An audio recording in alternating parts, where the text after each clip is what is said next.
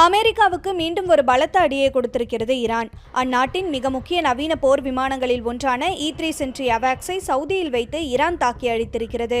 இது இந்த போரின் போக்கையே மாற்றக்கூடும் எனவும் கூறப்படுகிறது. உண்மையில் அப்படி என்ன இருக்கிறது இந்த விமானத்தில்? அவாக்ஸ் எனப்படும் கட்டளை மற்றும் கட்டுப்பாட்டு விமான வகையை சேர்ந்ததுதான் இந்த E-3 சென்ட்ரி போர் விமானம்.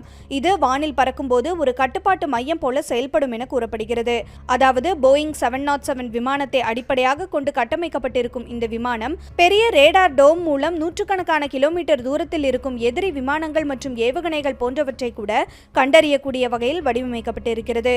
இந்த விமானத்தின் வேலை வெறும் கண்காணிப்போடு நின்றுவிடாமல் போர் விமானங்களை இயக்குவது, எதிரி விமானங்களின் நடமாட்டத்தை கண்காணிப்பது, வான்வழி தாக்குதல்களை நிகழ்நேரத்தில் நிர்வகிப்பது என இதன் பயன்கள் விரிவடைந்திருக்கின்றன. இதன் காரணமாக நவீன போர்களில் இது வானத்தின் கண்களாகவும் மூளையாகவும் செயல்படும் என கூறப்படுகிறது.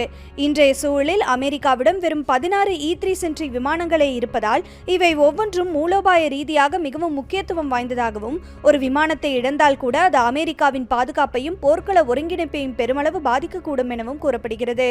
இவ்வளவு முக்கியத்துவம் வாய்ந்த ஒரு விமானத்தை சவுதி அரேபியா போன்ற பலத்த பாதுகாப்பு உள்ள நாட்டின் விமான தளத்தில் வைத்து ஈரானால் அழிக்க முடியும் என்றால் இது அமெரிக்காவின் இராணுவ உள்கட்டமைப்புகளை ஈரான் கூர்மையாக கவனித்து குறிவைக்கிறது என்பதையே உணர்த்துவதாக நிபுணர்கள் கூறுகின்றனர்.